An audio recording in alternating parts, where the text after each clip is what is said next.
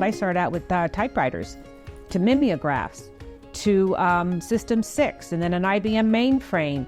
And then we had the Y2K, and we turned on the mainframe, think it was going to blow up because everybody said it was going to. And we're like, well, it didn't do anything. A half century serving the Pocono Mountains. Welcome to the Pocono Mountains podcast, everyone. I'm Jim Hamill. This is Season 4, Episode 12. It's an honor to share the stories of this region, the places that bring so much joy to people of all ages in all seasons. The history of the Poconos as a destination to millions and home to many. And the people, some of the very best you can find anywhere on the map. That includes the focus of this Pocono people episode on the podcast. Mary Ravert has devoted 50 years of her life to the Pocono Mountains Visitors Bureau, or the PMVB, and is calling it a career this month. From the early days as a Pocono snow bunny, working all the way up to office manager and executive assistant, Mary has been a force for good, a role model, and the glue that keeps our nearly 100-year-old organization together. She has seen and adapted to changes in technology and so much more, and we're so thankful to have her on the podcast for a retrospective with two of the other longest-tenured PMVB folks, Linda and Katie. More on that in a bit. The Poconos is a year-round destination for millions, with 2,400 square miles of mountains, lakes, rivers, and forests, with historic downtowns and iconic family resorts. It's the perfect getaway. You can always find out more on PoconoMountains.com or watch PTN, the Pocono Television Network, streaming live 24/7. Now, back to the episode. Mary Brecker, now Mary Ravert, got her start in 1974 here at the Pocono Mountains Visitors Bureau. That was the year Nixon resigned. Ryan Seacrest was born, and the Rubik's Cube was invented. Mary has seen it all, and she's been a steady presence within the membership of the PMVB, the staff, and as people go, she's just an overall great part of the team. We recently sat down with Linda, Katie, and Mary at Skytop Lodge before a staff meeting, and here's that conversation with Mary Ravert, retiring after 50 years with the PMVB. Enjoy.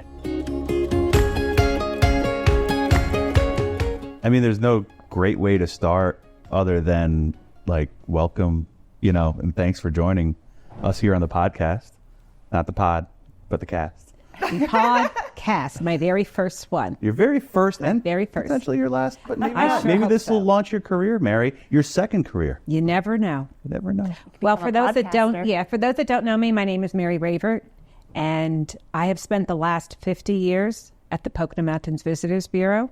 I started in 1974 as a Girl Friday, and I have moved my way up through technology, through the Snow Bunny, through all some fun, exciting, different types of jobs, and to office manager and executive assistant. And today I'm sitting with Linda Warner. Can't pronounce your last name. Krasnavage. Yeah. I have known Linda for 27 years, and she's worked with me out that long.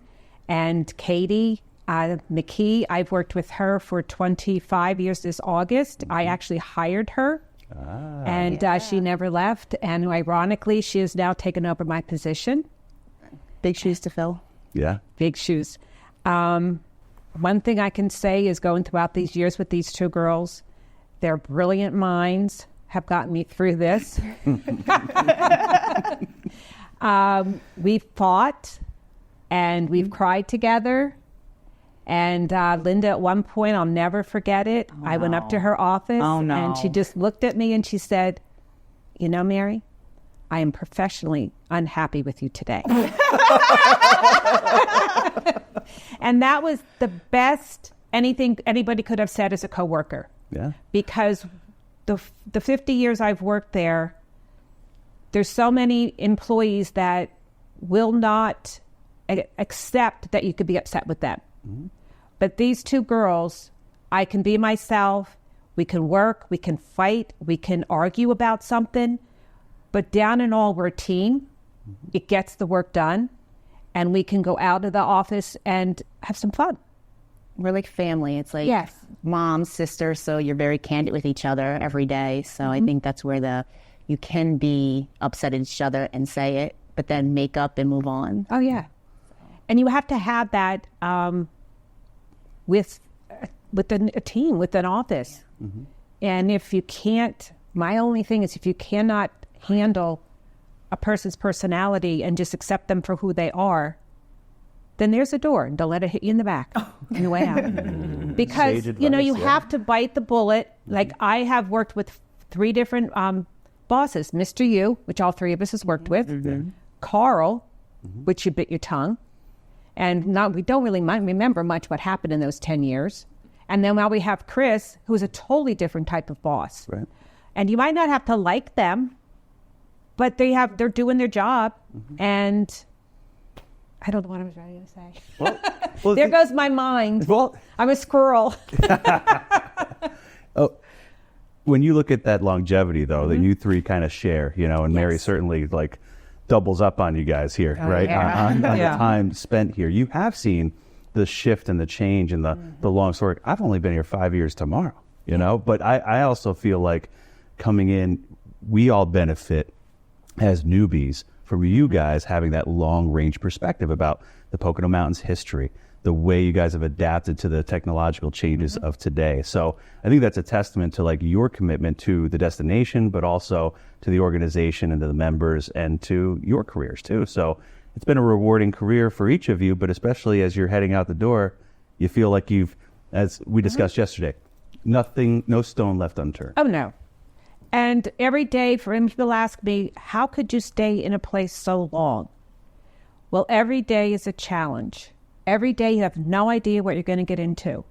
And the friends that I have made and my coworkers, that's why I do it. Mm-hmm. And also, Monday to Friday, 9 to 5, I have no idea what I'm going to do when I leave. It's just routine. Yeah. And I enjoy going to work, and I'm going to miss it. But now I think it's time for these 2 young ladies to say something. I was going to say, when you were telling that story, Mary, because I specifically remember something, I thought you were going to say you were professionally upset with me. No. Because I think there was a time that you actually did do that. You came up to my office and you told me that.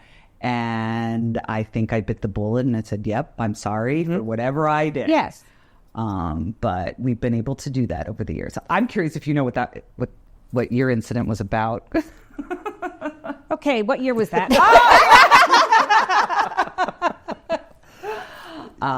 But no, we've always had that working relationship, and we've traveled together and to go to conferences.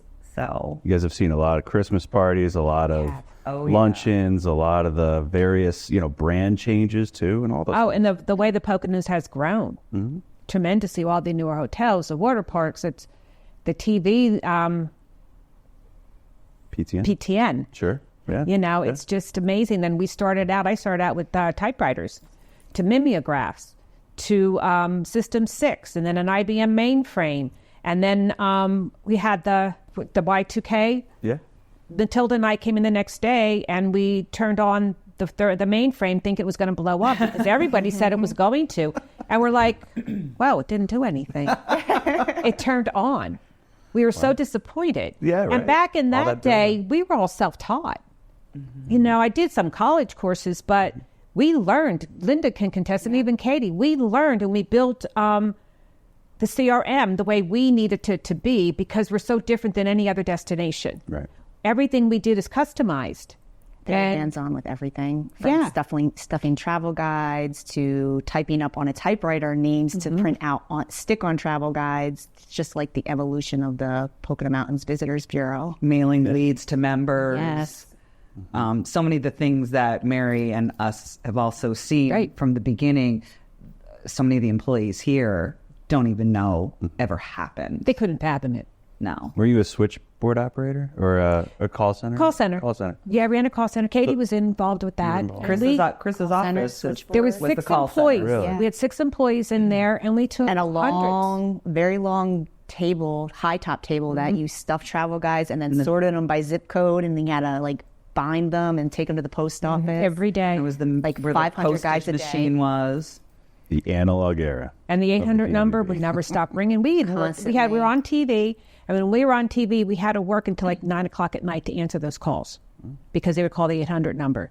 Now you look at it today, outsources the travel guides, gets produced. The phone calls are very low. Everybody's going on the website.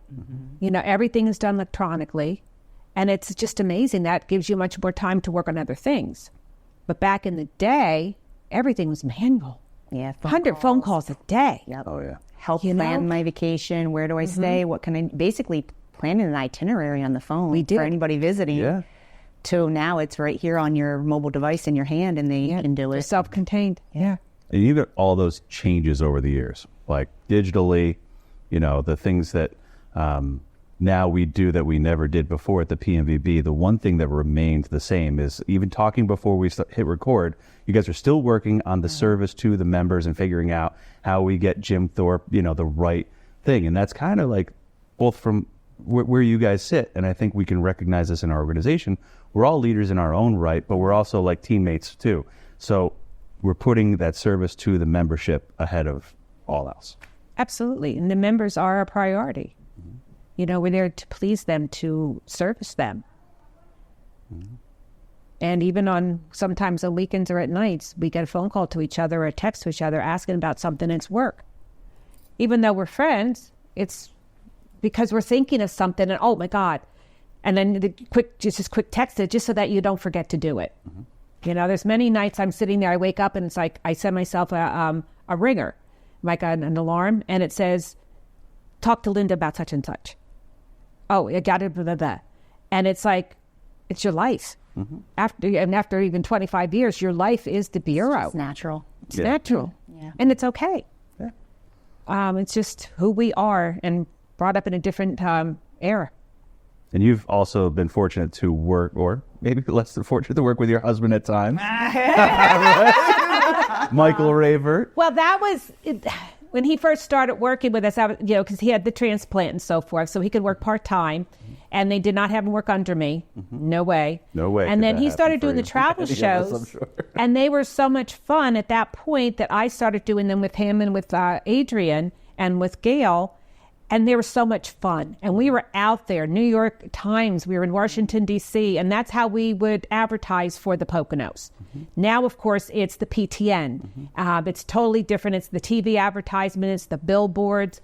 But back then, we were physically at the places and doing the brochures, handing them out and talking about it. The trade and travel shows. The trade and travel shows. Now I think it's just the groups department is doing that. We no longer do trade and travel. Because back in the day, Mary just mentioned brochures, we had so many specific brochures in addition to the travel guide. Okay. And the travel guide, maybe even twice a year, ended up with a supplement in it for new members. Don't remember what else may have been in there.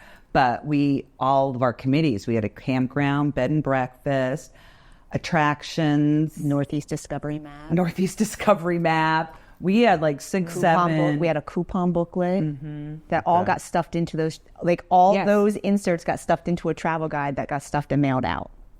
And now we're back to just the travel guide. Because that was where tangible stuff, like everybody kind of lived with, the AAA trip ticks and all those things that would guide them from where they were going to where they're, ending their journey. Because the internet wasn't what it is now. Right. And now you don't need that.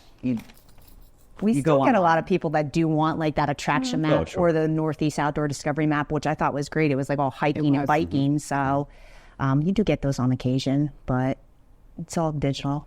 But aren't you guys, in your own rights, you've had to adapt over time, but aren't you pretty proud of Mary for like doing all the design data tickets and all the things that she had to do to stand up a lot of the technological things that we utilize and rely on each and every day? That's something to show just how capable, but also like willing to accept that change that she has. Now that I'm doing her job,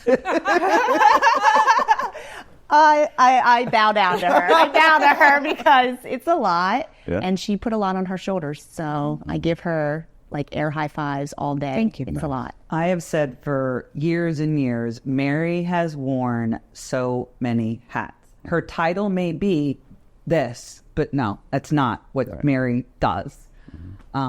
Just from the maintenance of the building on Main Street, that's a job in itself. So between that, technology, and now Chris's calendar the last few years, and everything else that Mary does. from the toilets all the way to like the travel guides and the everything. Plumbing. You know, like plumbing. Absolutely. And, Well, She's that's the mom. why She's the Keeps us mom. in check. Yeah. She's the mom. Well, that's why I say it was a challenge, because might have my whole day planned. And I'll walk in, and like Linda said, the second floor toilet's running. Okay.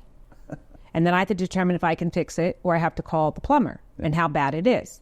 Or I'll come in and there'll be another issue. There's no receptionist out front today. Okay. And you just take care of it. It's a juggle, but at the same token, it's exciting. And I think that's what kept me so long, because you never knew what I was going into. And when Chris came to me after Carl left, it was him and Brian and Stacy were in Chris's office, and the three of them right before a staff meeting said to me, "You're going to become Chris's assistant." And I'm like, okay. And I've never, ever have been an assistant before. I have never done letters. I've never done anything like that. And I'm like, what does that entail? Yeah. And Chris says, "I don't know yet, but that's what you're going to do." And I'm like, do you want the job? And I'm thinking in my head is, you always advance. You have to take this. And then I said, well, what about the CRM with Linda? Because I was working with Linda on the CRM before Katie had taken over. And he goes, oh, you won't be doing that anymore. Now, that was my baby. I loved working in the CRM. But I looked at him, I'm like, okay. For our listeners, CRM stands for? Customer Relationship Management. Customer It's our database for our members and the visitors. And so I did. And I did not know. And thank goodness for James here, because every letter I had to do, I went, James, can you tweak this? James, can you handle this? James, I need a support letter. So all the letters I had to do for Chris, James took care of it for me. Get ready. I'm coming up on those we're going to have to renegotiate this deal. You got to talk to Katie now. But now at the point where he does it all. Like, he would send it back to me, and I would put a signature on it, and I would get the letterhead, and then I explained all that to him. So now he takes care of all that. All he does is get the approval from Chris and or Maryland, whoever else needs to get the approval on. Yeah. And so now Katie will learn how to do that. When he says to her, but it's a support letter, you just send it right to him. All right. But all in all, I'm really, really going to miss this. Yeah. I'm going to miss my day-to-day interactions, but I have a text, I have a phone. It's true. Yeah. And I have an email. And I will still harass the heck out of you. She's not gone. Let's be honest. I will become the Mr. U, that I will be the consultant forever. Yes. And you pick up that phone and say, Mary, do you remember when Mount Airy had the? And I'm going to say, yes, I do. and that's one thing that I did want to get into as well, because we're sitting at Skytop Lodge right now, a very historic property here in the Pocono Mountains. And so you have that perspective, too, of the evolution of the Poconos, as you mentioned before, with the larger water parks now and the various attractions. You probably were there at Pocono Raceway way back when, closer to its start, right? Yes, my dad and I used to go to the races. Yeah. And then he didn't want to go with me anymore. So he went with his friend. Okay. And so then I started getting the tickets, and then I started going again. Yeah. But yeah, I'd asked too many questions, and my dad said, yeah. But now I've been around for a long time. Now there's another Bushkill Falls, Donna Smith. Mm-hmm. I celebrated her with her 50th anniversary 10 years ago. Oh, geez. Yeah, and she's still active. Wow. Yeah, she is. Yeah, so she's one of the other longevity, and she's very good she's on our board of directors, and she's a great woman. And she'll tell you, but that's her place, that's her life. But tell us then just your perspective on that evolution of the Poconos and what the Poconos means for those who come here to recreate, and obviously we've had the honeymoon era, but now the family resort era too. And so it's been probably a lot of pride for you to be a part of this organization and see all these properties grow and change and, welcome so many generations of people. Oh, absolutely. And I think the Poconos has grown, and the properties that were run down, have put in the money and are fixing it up due to the Kalaharis, the water parks, them bringing in new and exciting and top-of-the-line hotels that they have to bring their properties up, which makes it a better destination all in all, and the amount of people that are coming is tremendous. And especially with the train coming, that's going to even be more people coming in. And a lot of people can then commute back and forth. So maybe you'll have another, life on the train as like a, now out your right side window over here. I said to Michael, when I leave here, I'm going to volunteer. I'm going to go to a nursing home and, help out. And that's what I like, visiting nursing homes. Mm-hmm. My parents were both in them, and I just enjoyed talking to people, letting people talk. So Michael said to me that day, he goes, "We're going to get paid for it, right?" And I went, "What part of volunteering do you not hear? I'm volunteering. I'm not getting paid." Oh. I said, 50 years, I'm done. No more work, no more pay. I will be a Walmart greeter. I will not get paid. Well, they get paid. Do they really? Oh, there you go. Church greeter, maybe, like you already do now. Yeah. Oh. But, yeah. Well, you can volunteer at one of our information centers to get information. Absolutely. You're very knowledgeable. We've had volunteers at the Lake Center. Come on. No. It's a beautiful view. Because then I'll remember everything, and I want to take over, and then and then I'm back to work again. Right. With half the pay. Absolutely. No pay. No pay. Mary's been talking about this milestone. This date has changed probably 10 times before we've gotten to I was retiring 2 years ago, and then it was a year, and then I got nervous. And then Chris, I said, I'm going to leave in December. That's it. I'm done. And Chris says, well, why don't you go till your 50th? It's in June. And I'm like, well, what's the big deal? And then I started thinking, it is a big deal. It is, it's your life. It's my life. Yeah. And it's more than half my life. Yeah. And so I said, okay, on one condition, have a party for me. He says, yes, Mary, we'll have a party for you. I said, I'm all in. So I waited the 6 months, and I will not go any further. I'm set stone. I'm ready for my new chapter of my life. I want to go out on my deck with a cup of tea and stay there as long as I want. And start texting all of us. And just answer all my phone calls and Linda's calls. Because I just never had been off. Yeah. I always worked. And I think it's time. And I can say this, Pocono Mountains are better for it. So. Oh, thank you. Yeah. Anything you guys want to wrap up with here? I have something for Mary. Oh, nice. I was going to give it when I gave Katie the strawberries at the car, but here, Mary. Oh, my M&Ms. Oh, Linda, you're the best. Linda and I, every trip we took out to with Simple View out west, we'd sit in the airplane and eat M&M peanuts. Nice. If she got them or I'd get them. You usually got them. I think you're right, I did. Yeah. Yeah. The one year for her birthday it was Arizona, I had given her M&Ms, and I gave her a beautiful scarf. Well, at dinner that night, she says to me, "Oh, look, is that the one where you thought the Katie? No, is that where you thought the scarf ring was the bracelet?" Yes. She wore it as a maybe Katie gave it to her, but she's wearing this. I think I brought it and Katie gave it, and I showed you. Yeah, and she's going like this. I said, "What is that?" She goes, "My bracelet that Katie." You're right, that Katie bought me. I'm like, but your scarf was hanging on that. You hang your scarf and hang it in the closet, and she thought it was a bracelet. She wore it, and she was showing everybody. She was showing everybody, thought she had this cool bracelet, and it was to hang the scarf. Oh my God. That was the year I had a 27-hour birthday, and we came back from dinner, and my best friend from home walked into the room, and there was this whole thing, fruit platter and cheese and wine, all this stuff. Mary and I were so stuffed. Wow. And we're like, we can't even, it's 8 o'clock, 5 Pennsylvania time, but we couldn't even eat it. We were so stuffed from dinner. We ate a lot over the years. There's so many. So much memories. stuff. Pretty good memories. Well, there is, and more is going to come back. I'm going to be thinking of them, and then I'll be just setting a checks. Do you remember when? It's bittersweet. And I'm this month is going to be tough.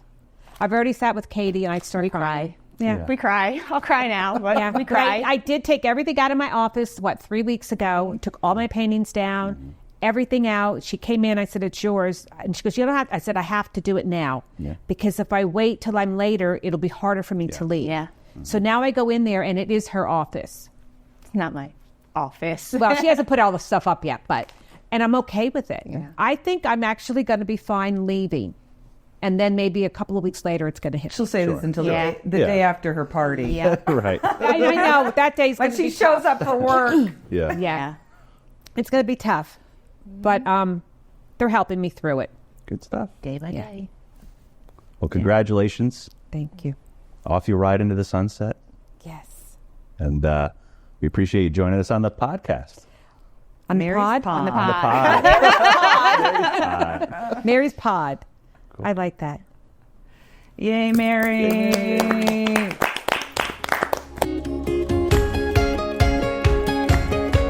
We wish Mary many, many more years of happiness in her retirement with her husband, Michael, and pup, Mr. Gibbs. Thanks for listening to Pocono Mountains podcast. We have a new episode each week highlighting lots of the fun things you can experience while you're visiting the Poconos. Please remember to subscribe anywhere podcasts are available. Come visit us in the Pocono Mountains. Plan your trip today.